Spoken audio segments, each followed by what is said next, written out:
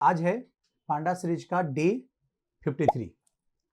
आज हम लोग जानेंगे कि जब हम लोग एनालिसिस कर लेते हैं और जब हम लोग को जब डेटा फ्रेम में आ जाता है तो उस डेटा फ्रेम का डेटा को हम एक्सेल फाइल में कैसे मूव करेंगे, मतलब उसका एक्सेल फाइल में कैसे कन्वर्ट हो करेंगे।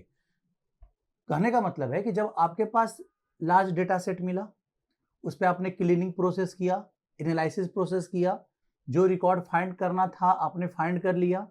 अब उसको एक फाइल के फॉर्मेट में सामने वाला को दे दिया जाए जिससे वो अपना डेटा को समझ सके। ठीक है, तो ये चीज भी हम लोगों को करना पड़ता है एनालिसिस में कि जब डेटा मेरे पास आया एक्सेल फाइल से तो रीड करना तो आपको सिखाए थे। ठीक है, रीड एक्सेल करके फंक्शन होता था, मेथड होता था। तो यहाँ पे अब हम लोग राइट करना सीखेंगे कि हम लोग अपना डेटा फ्रेम को कैसे एक्सेल शीट में क्या करेंगे, राइट करेंगे। ठीक है, अब इसके लिए हमारे पास जो फंक्शन है वो फंक्शन का नाम है क्या, टू एक्सेल।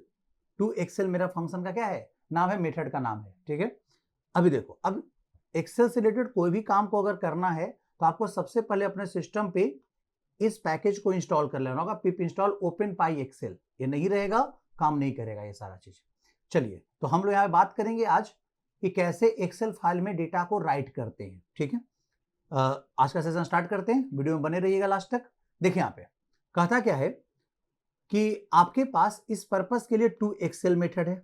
अब टू एक्सेल मेथड में क्या क्या चीज आपको देना पड़ेगा एज ए आर्गुमेंट, इसको समझते हैं। बेसिक सिंटेक्स को समझो पहले। यहाँ पे देखो क्या है, यहाँ पे कि आपके पास एक्सेल राइटर यहां देना पड़ेगा, सीट नेम देना पड़ेगा, आपको एनए देना पड़ेगा, फ्लोट यहां पे आपके फ्लोट फॉर्मेट देना पड़ेगा, कॉलम आपको देना पड़ेगा। ऑप्शनल है, एक दो चीज एक या दो चीज क्या है, रिक्वायर्ड आर्गुमेंट होता है, बाकी ऑप्शनल है। देने का मन है देंगे, नहीं देने का मन है नहीं देंगे। चलो अब यहां पे समझो कौन आर्गुमेंट का क्या मतलब है। देखो, एक्सेल राइटर का मतलब है फाइल का नाम या पाथ देना, किस नाम से आपको एक्सेल फाइल बनाना है वो फाइल का नाम दीजिए। ठीक है, this called the excel writer. ठीक है, सीट नेम, अगर आप सीट नेम देना चाहते हैं कि जो फाइल आपने सेव किया है, तो एक्सेल सीट में आपको पता होगा कि एक्सेल में आपके पास एक ही फाइल के अंदर मल्टीपल सीट होता है। क्लियर, तो वहां पे सीट नेम भी आप दे सकते हैं, अपना सीट नेम भी डिसाइड कर सकते हो। इंडेक्स इक्वल टू फॉल्स, मतलब देखिए जब आप डेटा फ्रेम में आप डेटा को रखते हो तो वहां पे क्या रहता है, बाय डिफॉल्ट इंटीजर इंडेक्सिंग रहता है, ये सबको मालूम होगा। तो अगर आप चाहते हो कि मेरा इंडेक्सिंग है वो भी जाकर मेरा एक्सेल सीट में राइट हो जाए तो आप इंडेक्स इक्वल टू रख दो। अगर नहीं चाहते हैं तो इंडेक्स कॉलम सेव नहीं करना है तो आपको इंडेक्स इक्वल टू क्या रखना है, फॉल्स रखना है। क्लियर है। कॉलम, जैसे मान लो कि एक डेटा फ्रेम में आपके पास 4-5 कॉलम है। ठीक है, अब उसमें से किसी particular data frame particular column को ही सिर्फ क्या करना है, अपने एक्सेल फाइल में रीड करना, राइट करना है, तो आप यहाँ पे कॉलम प्रॉपर्टी क्या कर सकते हैं, यूज कर सकते हैं। हेडर यहाँ पे क्या डिनोट करता है, हेडर ये डिनोट करता है कि भाई आपके पास जो कॉलम आपने रखा, तो आप जब देखते हो एक नेम का कॉलम, एक एज का कॉलम है, तो एक्सेल फाइल में जब डेटा राइट कर रहे हो तो वहां पे कॉलम, हेडर का जो कॉलम है, हेडिंग का जो कॉलम, वो डिनोट रखना चाहते हो या नहीं रखना चाहते हो। अगर नहीं रखना चाहते हो तो हेडर का वैल्यू फॉल्स कर दो, बाय डिफॉल्ट ऐसे ट्रू रहता है। अगर नहीं भी दोगे तो इसका बाय डिफॉल्ट आर्गुमेंट तो होगा ही होगा। ठीक है, और यहाँ पे जब मिसिंग वैल्यू को कैसे हैंडल करेंगे, तो यहाँ पे एनए अंडरस्कोर रेप करके आपको क्या करना पड़ेगा, देना पड़ेगा आर्गुमेंट। यहाँ पे मिसिंग वैल्यू के जगह पे क्या रखना है, तो हम यहाँ पे एनए रख लिए, नॉट अवेलेबल। क्लियर, तो यहाँ पे आपको मिसिंग वैल्यू को रिप्लेस करेगा। आपके पास डेटा फ्रेम में जो भी मिसिंग वैल्यू है वह जब एक्सेल में जाएगा तो उस मिसिंग वैल्यू की जगह में एक्सेल में क्या रखाएगा, वहां पे एनए हम रख दिए, नॉट अवेलेबल रख दिए। क्लियर है। चलिए, तो बेसिक सिंटेक्स कैसे होता है ये तो समझ में आ रहा है। देखो यहाँ पे अगर नॉर्मली आपको पास क्या करना होगा, तो यहाँ पे ये पास करना होगा क्या, यहाँ पे फाइल नेम आपको देना पड़ेगा और इंडेक्स देना पड़ेगा। आपको इंडेक्स इक्वल टू फॉल्स देंगे, जरूरी नहीं है नहीं देंगे तो आपके पास इंडेक्स वाला कॉलम भी राइट कर देगा, कोई दिक्कत नहीं है इसमें।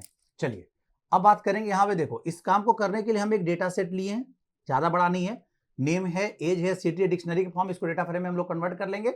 चलो, तो इसको पहले हम लोग डेटा फ्रेम में कन्वर्ट करते हैं, देन हम लोग एक का करके सीखते क्या है कि कैसे राइट करेंगे। देखो पहला एग्जाम्पल हम क्या बताए, देखो df.toExcel, देखो पहले हम डेटा फ्रेम को, अपना डेटा को डेटा फ्रेम में कन्वर्ट कर लिए हैं, df.toExcel फंक्शन को कॉल किए, to_excel, यहाँ पे फाइल का नाम एक्सेल राइटर है आपके पास, और इंडेक्स इक्वल टू फॉल्स दिए। अगर ये सब चीज सही रहेगा तो मेरे लिए जाकर एक फाइल क्रिएट कर देगा, किस नाम से, स्टूडेंट नाम से, जिसका एक्सटेंशन आपको सही देना है XLSX देना पड़ेगा। क्लियर है? चलिए, तो हम लोग ये चीज देख लेंगे।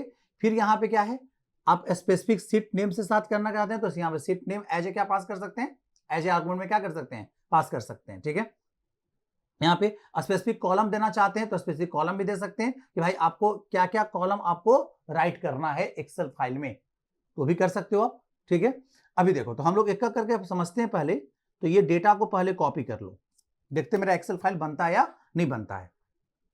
डेटा कॉपी हो गया, यहाँ पे पेस्ट कर लेते हैं, इसको डेटा फ्रेम में कन्वर्ट कर लो, pd डॉट डेटा फ्रेम। ठीक है, और यहाँ पे अपना डेटा को क्या कर दीजिए, पास कर दीजिए। ठीक है, आ गया यहाँ पे डेटा में। अब यहाँ पे प्रिंट अभी करा लेते हैं डेटा फ्रेम को, जिससे अभी पता चल जाए कि सही में डेटा फ्रेम में कन्वर्ट हुआ है कि नहीं हुआ है, क्या कोई एरर वगैरह है क्या। देखिए यहाँ पे एक प्रॉब्लम यहाँ पे आ रहा है क्या, क्योंकि हम कॉमा यहाँ पे छोड़ दिए हैं, तो आपको यहाँ पे कॉमा देना पड़ेगा। ठीक है, एज कॉलम के बाद मेरे पास कॉमा नहीं था। चलिए आ गया यहाँ पे। अब देखो यहाँ पे, तो यहाँ पे आपके पास नेम है, एज और सिटी आ गया, और हमें इस डेटा फ्रेम को राइट करना है कहाँ, एक्सेल फाइल में। तो आपके पास फंक्शन का नाम क्या है, df.to, यहाँ पे क्या है, to_excel, ये आपका फंक्शन का नाम है। यहाँ पे सबसे पहला आर्गुमेंट फाइल का नाम। ठीक है, तो मान लीजिए हम रख देते हैं data1 नाम रख दिए फाइल का नाम, डॉट एक्सटेंशन देना जरूरी है, XLSX। ठीक है, ये एक्सटेंशन दे दिए, और यहाँ पे आपको एक अगला जो आर्गुमेंट है वो आर्गुमेंट है इंडेक्स, तो इंडेक्स इक्वल टू हम क्या रख लिए, फॉल्स रख दिए।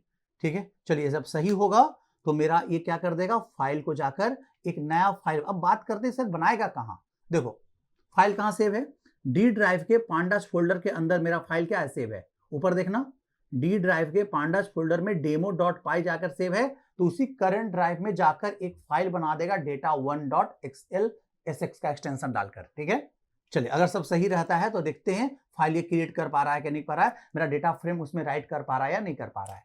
देखिए यहाँ पे आ गया, यहाँ पे ऐसे तो मेरे पास कोई एरर आया नहीं है, लेकिन चलिए अब हम लोग देखते हैं जाकर हैं कि मेरे पास राइट किया कि नहीं किया। देखिए मेरे पास देखो एक data1 नाम का एक एक्सेल फाइल यहाँ बन के क्या हो गया, तैयार हो गया। देखिए यहाँ पे, अब इसको खोल के देख लो, देखो इसमें वही डेटा है ना, यहाँ पे नेम, एज और सिटी दिख रहा है ना। तो आपके पास, आपको समझ में आ रहा होगा कि कैसे अपना डेटा को एक्सेल फाइल में क्या करते हैं, राइट करते हैं।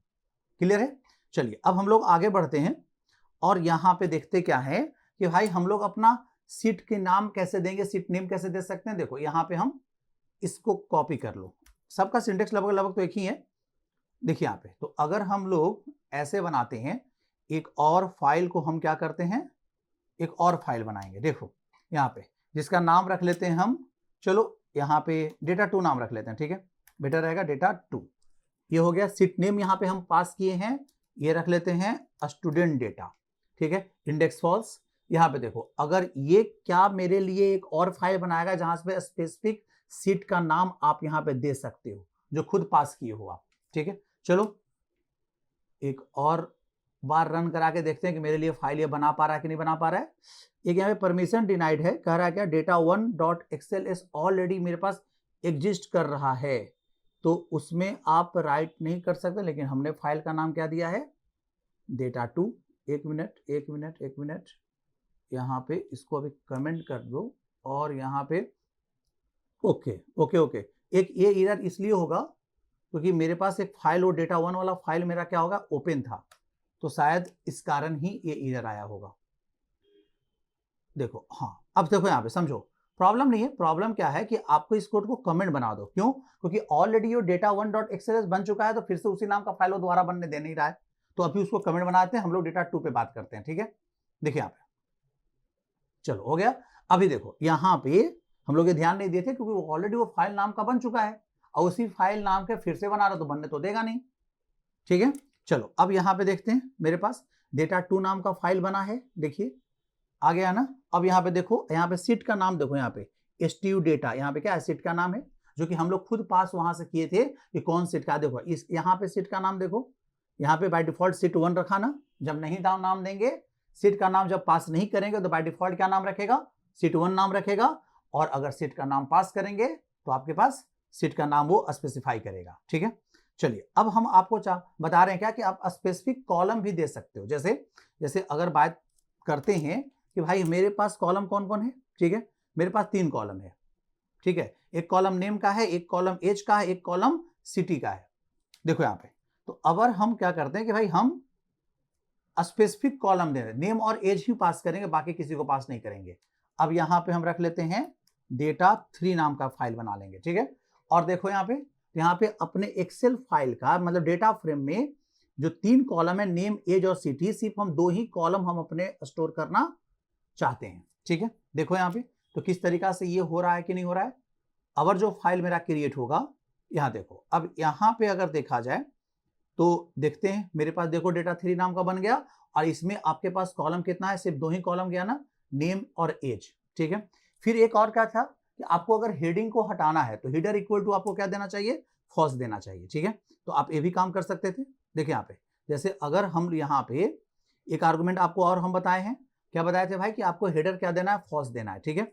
देखो यहाँ पे तो यहाँ पे एक काम और कर लो, मान लो कि किसी का एज मिसिंग है, तो मिसिंग एज में हमें तो रखना पड़ेगा क्या, हम नन रख लेते हैं, ठीक है, नन रख लिया डेटा। अब इस केस में हमें क्या करना होगा कि हमें मान लो कि इस फाइल को हम क्रिएट करते हैं, ठीक है।